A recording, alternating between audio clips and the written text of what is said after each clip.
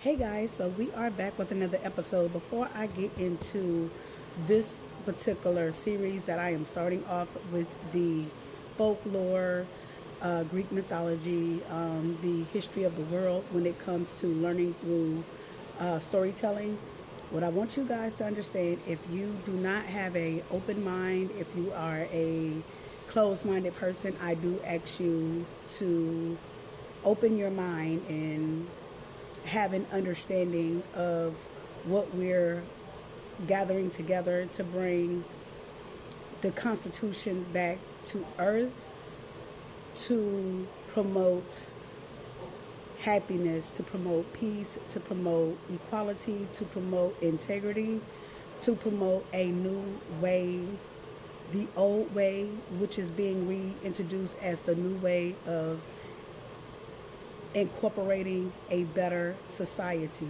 right? So, guys, what I may say, you may not agree with, and that's fine.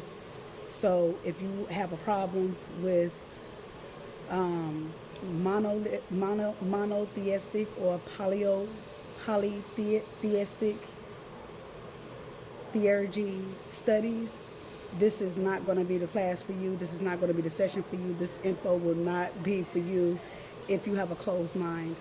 But if you're eager and if you're willing and if you have a passionate to learn, this is the channel for you. But I do want to let you guys know that we all pray to a divine essence being that is in control of every aspect of our lives. So whoever you pray to, whoever you subscribe to, we are all connected to that source, whether you want to believe it or not. I do address that source as a woman, as a feminine energy, and the all that is and all that I know is whom is presiding in the heavens, that's over all creations, that make creation in itself, that is the creator of the creations, is Mother. Okay, I call her Mother, right? We call her Allah, right? Alet, if you want to be more specific. Okay, and we're not going to get into that right now. We'll get into that on another note. For my Hebrew Israelites, you know what I mean. Allah is a woman, that goddess, the all that is and the all that will be energy that connects to all deities, ancestors, angels, shadow angels, and so much more. With that being said and done, we're going to tap into theurgy studies, Odamare, whom is the Divine Mother's husband, the ultimate, the original soulmate energies, twin flame energies. Okay, so let's tap into it. Twin ray energies, right? So, Mother, there was a couple that birthed you guys. Okay, you're gonna need to erase everything they taught you in church and relearn the proper way of how we came into civilization. We're going to learn about Jacob and so much more energies as we continue to delve in deep into these studies. But let's get into Odamare. So let's take it back. The Yoruba tribe has a elaborate heresy of deities, each with special duties. Odamare is in control of these deities, right, and has assigned each of these deities roles to help humans throughout their life. Okay, not only humans, also other entities and other deities as well too. It gets a little complicated, but we are all here, and we are all here to help one another and be a reflective, positive energy towards one another, so we can all get to that peace, that mindful nirvana, that heaven, that Copaconia energy, right? That feeling of blissful energy, that feeling of being whole. And this is what I'm doing to make you whole in your studies, to help you feel whole in your studies. So we're going to talk about the Yoruba tribe and who they pray to, and how is Odamare shaping you in your life, right? But also remember, Odamare answered to the Divine Mother, who is Allah, Alet, aka, let's tap in. Like I said, the Yoruba have an elaborate heresy of deities, each with special duties and functions. They believe in a supreme but remote spirit whom is called Oda Damare, also known as Olarum, the Lord of the heaven and the Creator. Sorry about that pause I had, but I had to, take care of some business. But as I said, that the Divine Mother is the creator of all creations, and she also created her husband. I mean, let's be all way real and all way authentic with it. Of course, you know, this story gets a little deep, and we're not going to get too far into that until it's time.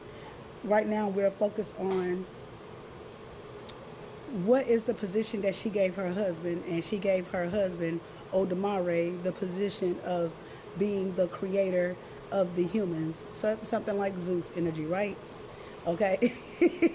So this is the Zeus, this is the Shiva, this is the all the energies that's wrapped up into one, and they are told in different aspects through different cultures and religions and ethnicities.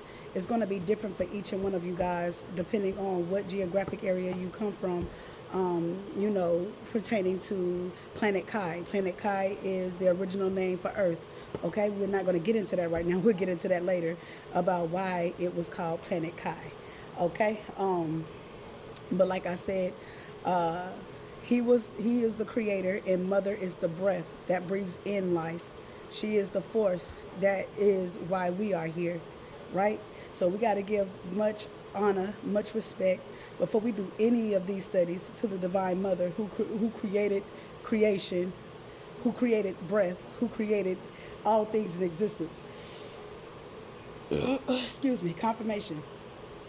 Just know this, to understand the powers that be, we need to have studies, and what I'm getting at is study groups. We must learn and we must apply that knowledge and pass out these stories as our ancestors have, because we are now the ones that has received the torch to keep our family legacies alive, the deities' stories alive, our heritage alive, by making sure that they are being represented and are being foretold in the most uprightness ways, as we can dig in and delve in more on these subjects.